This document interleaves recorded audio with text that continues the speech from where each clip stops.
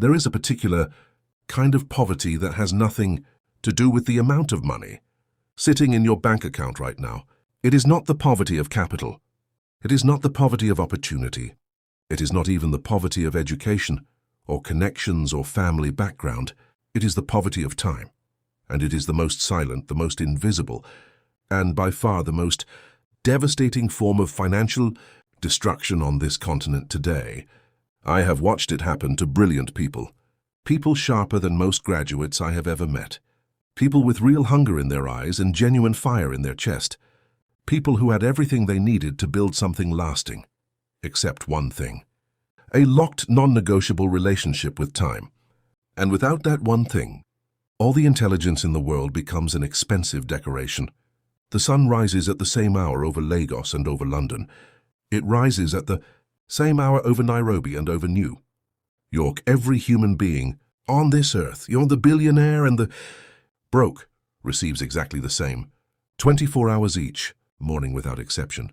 The difference between those who build empires and those who spend their lives dreaming about building empires is not talent. It is not luck. It is not even hard work in the abstract sense.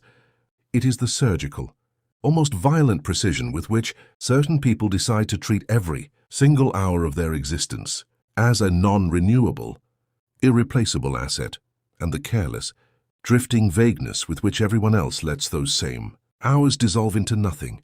Today I want to show you exactly how the most powerful industrialist Africa has ever produced manages the most dangerous resource in the world. I want to show you why your brain is currently working against you every single morning.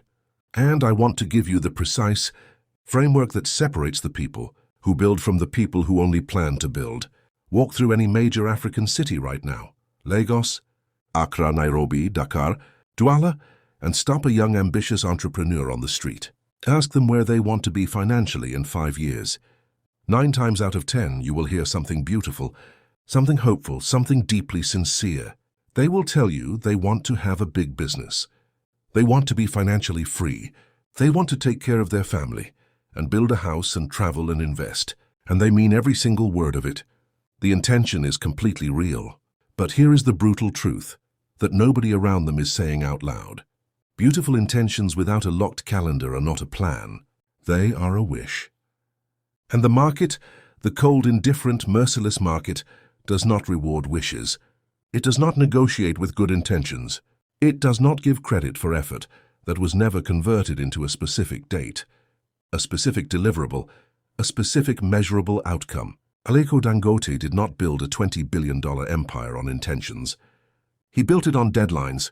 When he made the decision to enter the petrochemical sector, a sector so capital-intensive, so technically complex, so politically exposed that entire governments had failed to build what he was attempting, he did not sit in a meeting and say they would try their best and see how it goes. He locked a date. He said the refinery would pump its first barrel of refined petroleum by a specific point in time, and every single resource, every relationship, every negotiation, every sleepless night between that decision and that date would be organized around hitting that target. The project took longer than initially planned. It consumed more capital than any analyst had projected. For over a decade, his competitors mocked the ambition as delusional. But the deadline existed. The deadline was real. And the deadline eventually forced reality to bend. That is what a calendar does at the highest level. It does not just organize your days. It bends reality. Here is what your brain is doing to you right now, and why you need to understand this before anything else. The human brain has a deeply ingrained biological response to vagueness. When your goals are imprecise, when your timeline is floating, when you tell yourself you will start seriously next month or next year, or when the conditions are better, your brain does not experience this as a problem. It experiences it as comfort. Vagueness is comfortable. Vagueness requires no immediate sacrifice, no immediate decision, no immediate confrontation with your own limitations and fears. But vagueness is a slow poison, because the human brain also has a catastrophic inability to sustain motivation toward a target it cannot see clearly. If you cannot point to a specific date on a specific calendar, and say that on that day, this specific thing will either exist or it will not, your brain will find 1,000 legitimate reasons every single morning to prioritize something easier, something more immediately rewarding, something less frightening. This is what destroys most entrepreneurs before the market ever gets a chance to.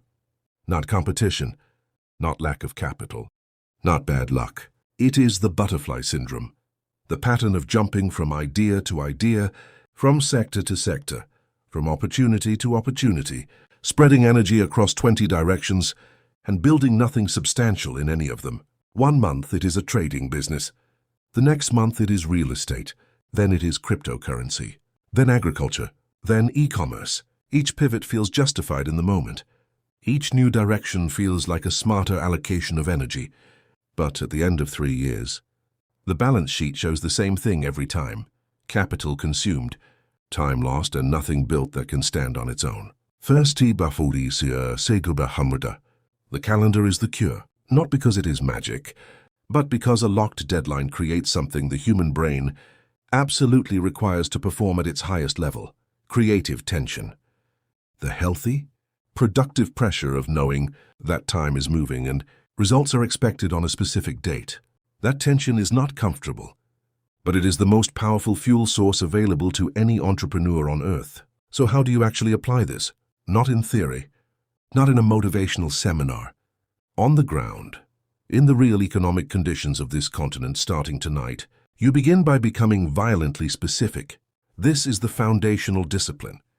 Stop saying you want to succeed in business. Stop saying you want to grow your income this year. These statements are grammatically complete and financially worthless. Every goal you carry must be rewritten with surgical precision. Not "I want to start an agricultural business," but exactly what crop, exactly how many hectares, exactly what harvest volume per cycle, exactly what off-take market, and on exactly what date will the first seed enter the ground. Not "I want to grow my export business but exactly which product, exactly which destination market, exactly which volume target, and on exactly what date will the first shipment leave the port." The specificity is not bureaucratic. The specificity is the point, because a vague goal cannot be broken down, and a goal that cannot be broken down cannot be executed. And a goal that cannot be executed is just a recurring thought that drains your mental energy every morning without producing a single result. Once you have the specific goal locked, you do what Dangote does with every massive industrial project.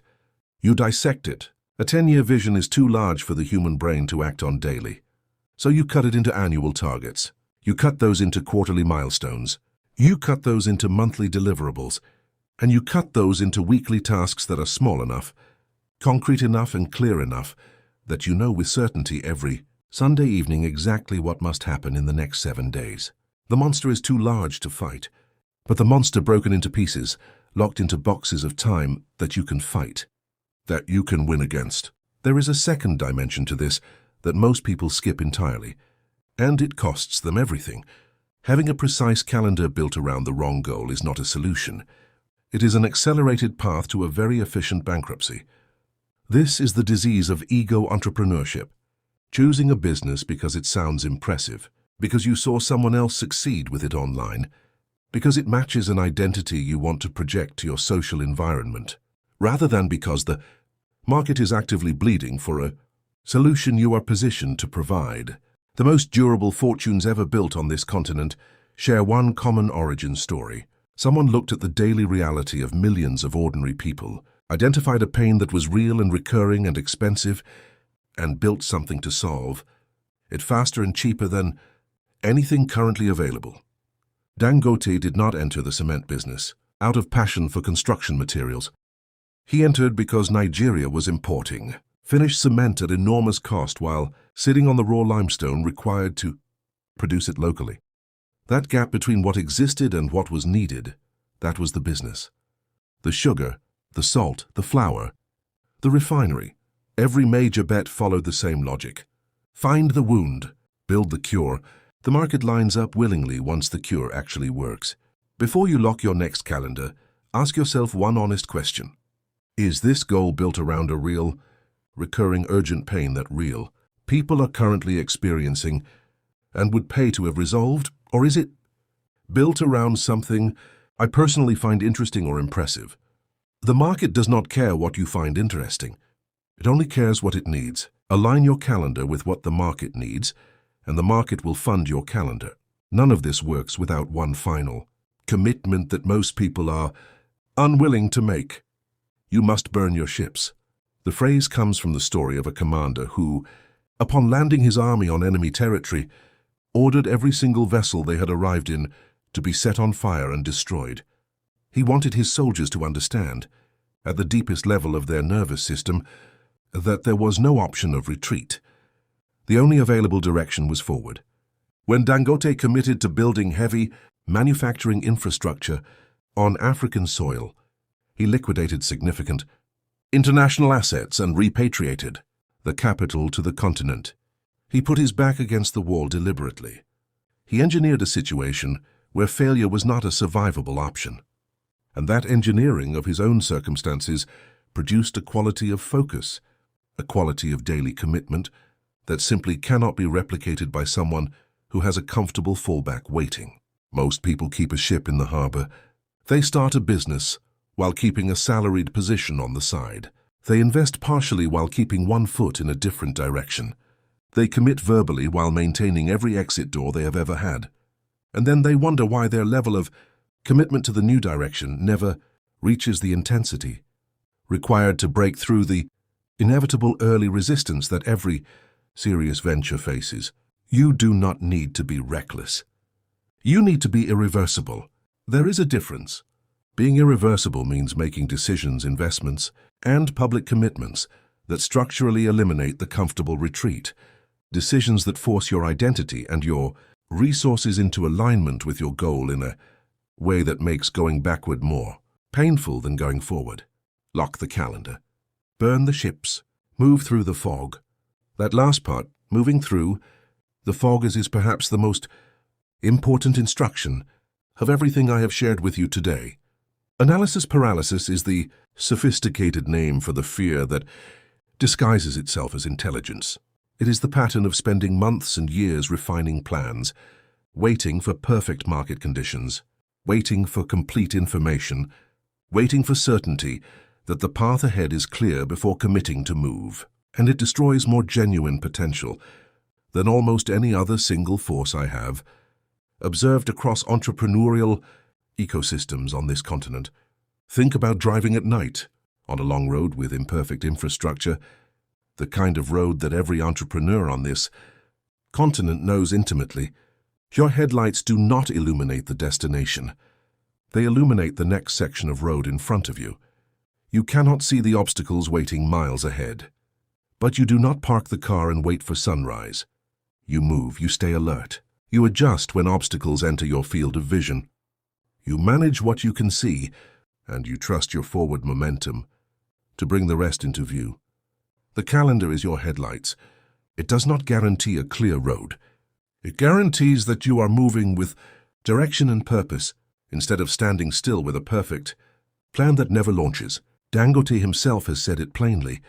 If he had waited for complete certainty before beginning the refinery, if he had waited to know exactly how long it would take, exactly how much it would cost, exactly what political obstacles would emerge, he would never have started.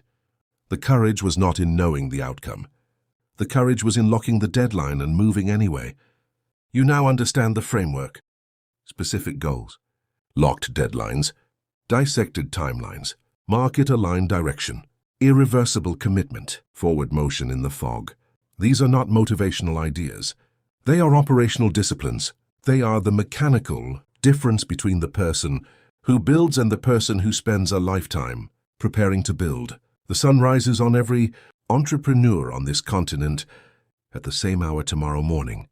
The question is not whether you will be awake. The question is whether the hours that follow will be organized around a target that is specific enough, locked enough, and irreversible enough to actually produce something real by the time that same sun sets on a future date you have already chosen. Lock the date. Build in silence. Let the results speak when the work is finished. That is the only calendar that builds an empire.